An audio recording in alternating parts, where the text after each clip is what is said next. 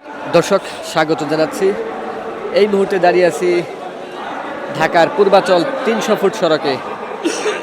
দীর্ঘ ১৭ বছর পর দেশে ফিরেছেন বিএনপির ভারপ্রাপ্ত চেয়ারম্যান তারেক রহমান। সিলেটে যাত্রা বিরতি শেষে কিছুক্ষণ আগেই কিন্তু হজরত শাহজালাল আন্তর্জাতিক বিমানবন্দরে এসে পৌঁছেছেন এবং সেখান থেকে কিন্তু তিনি কিন্তু এই ৩০০ ফুট সড়কে আসবেন। তাকে কিন্তু বিএনপির পক্ষ থেকে গণসংবর্ধনা দেওয়া হবে এবং এই গণসংবর্ধনায় কিন্তু তিনি সংক্ষিপ্ত বক্তব্য রাখবেন যেমনটি জানতে পেরেছি এবং সেই গণসংবর্ধনা ঘিরে কিন্তু বিএনপির দলীয় যে নেতাকর্মী রয়েছে তারা কিন্তু খণ্ড খণ্ড মিছিল নিয়ে বিভিন্ন প্রান্ত থেকে কিন্তু ছুটে আসছেন, দেখানোর চেষ্টা করছি এবং এই ৩০০ ফিট সড়ক কিন্তু ইতিমধ্যে লুকে লুকারণ্য হয়ে গেছে, আপনাদের দেখানোর চেষ্টা করছি।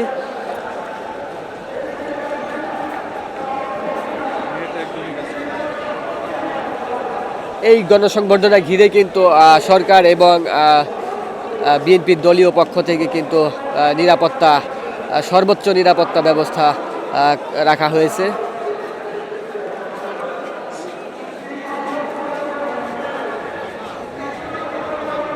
দর্শক যেমনটি জানতে পেরেছি এই গণসংবর্ধনা শেষে কিন্তু বিএনপির এই ভারপ্রাপ্ত চেয়ারম্যান তিনি কিন্তু রাজধানীর এভার কেয়ার হাসপাতালে যাবেন চিকিৎসাধীন মায়ের কাছে এবং সেখানে কিন্তু কিছুক্ষণ থাকার পরে কিন্তু তিনি গুলশান এভিনিউর ১৯৬ নম্বর বাড়িতে কিন্তু উঠবেন এবং সেই বাড়িতেই কিন্তু থাকবেন তিনি, যেমনটি জানতে পেরেছি। বিভিন্ন স্লোগান নিয়ে কিন্তু মিছিল খণ্ড খণ্ড মিছিল নিয়ে কিন্তু নেতাকর্মীরা কিন্তু ছুটে আসছে এবং এই ৩০০ ফুট সড়ক কিন্তু ইতোমধ্যে কানায় কানায় পূর্ণ, দেখানোর চেষ্টা করছি। ১৭ বছরের নির্বাসিত জীবন শেষ করে আজই কিন্তু দেশের মাটিতে পা রেখেছেন বিএনপির ভারপ্রাপ্ত চেয়ারম্যান তারেক রহমান এবং তাকে এক নজর দেখার জন্য কিন্তু নেতাকর্মীরা কিন্তু দেশের বিভিন্ন স্থান থেকে কিন্তু ছুটে এসেছেন। দলীয় পতাকা হাতে বিভিন্ন স্লোগানে কিন্তু এই ৩০০ ফুট সড়কে মঞ্চের দিকে প্রবেশ করছে এবং যেমনটি জানতে পেরেছি এই সড়ক পথেই কিন্তু বিএনপির এই ভারপ্রাপ্ত চেয়ারম্যান তিনি কিন্তু আসবেন, যেমনটি জানতে পেরেছি।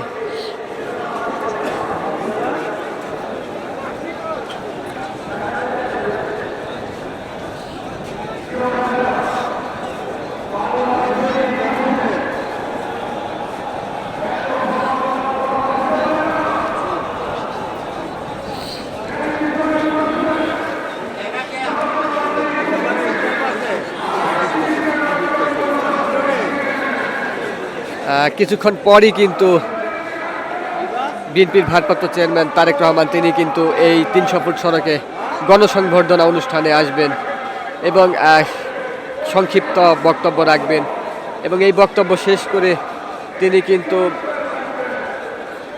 মা খালেদা জিয়াকে দেখতে রাজধানীর এভার কেয়ার হাসপাতালে যাবেন এবং সেখান থেকে কিন্তু সেখানে মায়ের পাশে কিছুক্ষণ থাকার পর সেখান থেকে গুলশান এভিনিউর ১৯৬ নম্বর বাড়িতে উঠবেন এবং সেই বাড়িতেই কিন্তু তিনি থাকবেন, যেমনটি জানতে পেরেছি।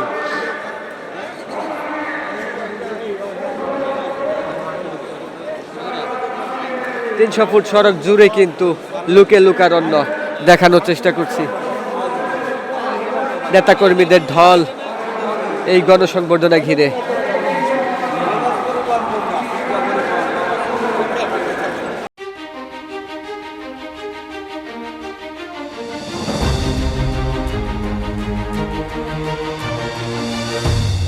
পহেলা জানুয়ারি ২০২৬ ইউটিউব জার্নালিজমের অগ্রদূত চেঞ্জটিভি.প্রেস সংগ্রাম মুখর ৭ বছর পেরিয়ে পা দেবে গৌরবান্বিত ৮ বছরে। এই আনন্দ প্রহরী সবাইকে নিরন্তর শুভেচ্ছা।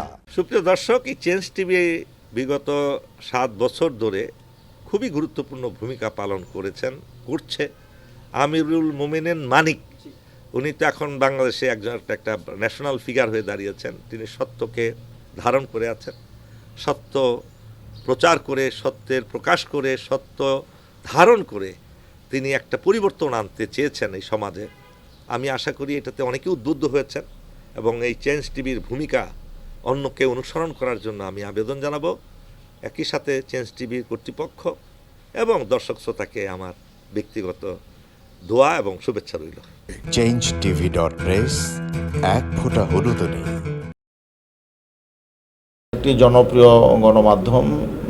আমরা দেখেছি যে 5ই আগস্টের আগেও তারা এই ফেসিবাদ বিরোধী ওই সময়েও ফেসিবাদ বিরোধী ভূমিকা পালন করেছে এবং সাহসিকতার পরিচয় দিয়েছে, অনেক সাক্ষাৎকারটা প্রকাশ করেছে এবং অনেক প্রতিবেদন প্রকাশ করেছে। 5ই আগস্টের পরে অভ্যুত্থান পরবর্তী নতুন বাংলাদেশ বিনির্মাণে চেঞ্জ টিভি আরও গঠনমূলক ভূমিকা পালন করুক, জনগণের মুখপাত্র হোক এবং নতুন বাংলাদেশ বিনির্মাণে তারা সহযোগী হোক, এই প্রত্যাশা রাখি। চেঞ্জ টিভির উত্তরোত্তর সাফল্য কামনা করি। ধন্যবাদ। changetv.press এক ফোঁটা হলুদও নেই। চেঞ্জ টিভি সবচেয়ে বড় নামটা সুন্দর, চেঞ্জ নামটা সুন্দর। হলুদ সাংবাদিকতা নয়, ট্রু জার্নালিজম এবং একটা চেঞ্জ। এবং মানে একটা কথা আছে, if you want to change the world we have to change yourself. এবং চেঞ্জটাই হচ্ছে মূল জিনিস। আমরা আমাদের সামনে রাখতে হবে, আমরা একটা পরিবর্তন চাই। চেঞ্জ টিভিতে এই সমস্ত প্রোগ্রাম দেখিয়েছে, মোস্ট অফ দ্য ক্ষেত্রে আমি দেখেছি তারা একটা নতুনত্ব নিয়ে আসছে, বিভিন্ন ইন্টারভিউ বিভিন্ন প্রোফাইল লোকদের দিয়েছে এবং একটা নতুন বাংলাদেশ তৈরি করা, একটি নতুন নেতৃত্ব তৈরি করা, একটি নতুন চিন্তা একটা ওয়ার্ল্ড তৈরি করার ব্যাপারে চেঞ্জ টিভির একটা বিরাট ভূমিকা রয়েছে।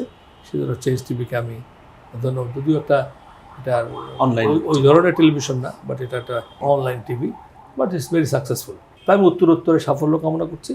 আমি চাই যে ব্যতিক্রম দিয়ে আমাদের ইয়েটা শুরু করতে, যে কথাটা বললাম যে প্রত্যাশা, মানুষ একটা ব্যতিক্রম চাই এবং চেঞ্জ টিভি সে ভূমিকা পালন করুক, এটা প্রত্যাশা। এবং তাদের 8 বছরের অতিক্রম করেছে, তাদেরকে তার দর্শকদেরও শুভেচ্ছা জানাচ্ছি। যারা তোমরা এটার পিছনে ছিলা, যারা নেপথ্যে কাজ করছো, তাদেরকেও আমি আন্তরিক শুভেচ্ছা জানাচ্ছি। changetv.press এক ফোঁটা হলুদও নেই। মিডিয়া হলো জাতির দর্পণ, আর মিডিয়া কর্মীরা হলো জাতির জাগ্রত বিবেক। যখন মিডিয়া কর্মী এবং মিডিয়াগুলো যখন জাতির দর্পণ এবং জাতির বিবেক হিসেবে যখন কাজ করে, তখন কিন্তু একটা জাতি সঠিক পথে পরিচালিত হয়। সেক্ষেত্রে চেঞ্জ টিভি আজকে দীর্ঘ 7 বছরের পথ চলায় সবসময় জাতির বিবেক এবং দর্পণ হিসেবে তারা কাজ করে যাচ্ছে। এই জাতিকে, এই দেশকে সুন্দরভাবে পরিচালনা করার জন্য যারা যখন যে রাষ্ট্র ক্ষমতায় এসেছেন তাদেরকে সঠিকভাবে গঠনমূলক সমালোচনা করে তাদেরকে সুন্দরভাবে রাষ্ট্র পরিচালনা করার ক্ষেত্রে চেঞ্জ টিভি অনবদ্য ভূমিকা রেখেছে, জাতিকে সহযোগিতা করেছে, দেশ পরিচালনা সহযোগিতা করেছে। এক্ষেত্রে চেঞ্জ টিভিকে আমরা আন্তরিকভাবে আমার পক্ষ থেকে ধন্যবাদ জানাচ্ছি। চেঞ্জ টিভি এগিয়ে যাক, জাতি এবং দেশের মানুষের প্রত্যাশা পূরণে চেঞ্জ টিভি ভূমিকা রাখছে। সামনের দিকে এই ভূমিকাকে আরো অব্যাহত রাখবে ইনশাআল্লাহ। changetv.press এক ফোঁটা হলুদও নেই। হ্যাঁ, চেঞ্জ টিভি আমি বিশেষ কারণে দেখি, সুযোগ পেলে, বিশেষ করে তোমার অনুষ্ঠানটা যখন হয় আগে পরে আমি দেখে থাকি, ভালো লাগে, উপস্থাপনা ভালো, মোটামুটি সব কিছু ভালো। আমি তাদের শুভকামনা করি এবং চেঞ্জ টিভি আমি আশা করি সবসময় নিরপেক্ষ, যেহেতু এই চেঞ্জ টিভিটা সংবাদ প্রচারের একটা মাধ্যম, সুতরাং সঠিক সংবাদটাই চেঞ্জ টিভি প্রচার করবে, এটাই আমার কামনা থাকবে তাদের কাছে। সেই সঙ্গে আমার শুভেচ্ছা থাকবে। changetv.press এক ফোঁটা হলুদও নেই।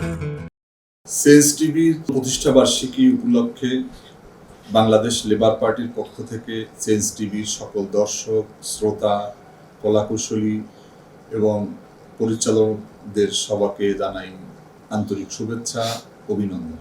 বাংলাদেশের গণমাধ্যমগুলোর দলবাজি এবং তার মালিকদের একচ্ছত্র দালালি এবং হলুদ সাংবাদিকতার কারণে মানুষ সংবাদপত্রকে অবিশ্বাসের জায়গায় নিয়ে এসেছে।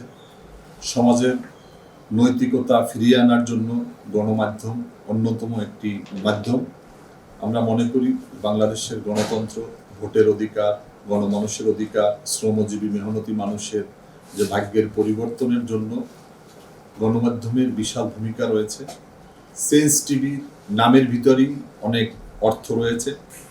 আমরা চেঞ্জ ফর বাংলাদেশ, আমরা বাংলাদেশের জন্য পরিবর্তন চাই, বাংলাদেশের যে বিদ্যমান যে সমাজ ব্যবস্থা তার পরিবর্তন চাই।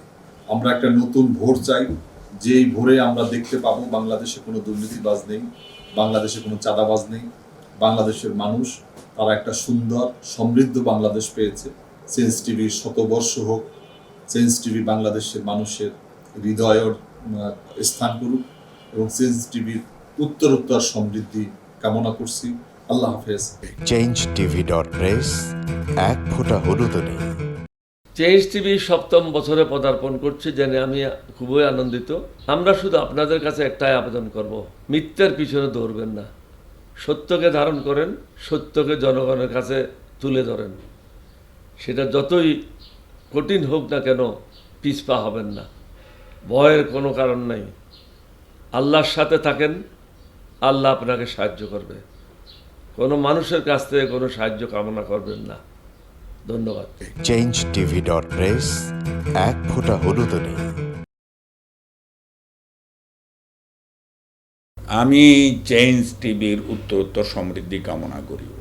যেভাবে আপনারা এগিয়ে যাচ্ছেন, আমি আশা করব আরও ব্যাপকভাবে চেঞ্জ টিভি এই দেশের সাধারণ গরিব দুঃখী মানুষের অভাবগুলো, অভিযোগগুলো, সমস্যাগুলো তুলে আনবেন, জাতির সামনে পেশ করবেন, রাজনৈতিক নেতৃবৃন্দের কাছে এটা তুলে ধরবেন, রাষ্ট্রের কাছে এটা তুলে ধরবেন। যেভাবে তারা করে যাচ্ছেন তার চাইতে এটি আরও ব্যাপকতা লাভ করবে এবং চেঞ্জ টিভি ভবিষ্যতে বাংলাদেশের একটি অন্যতম টিভি চ্যানেল রূপে রূপান্তরিত হবে। এটা যেন 1 নম্বর হয় এই কামনা করি। changetv.press এক ফোঁটা হলুদ নেই।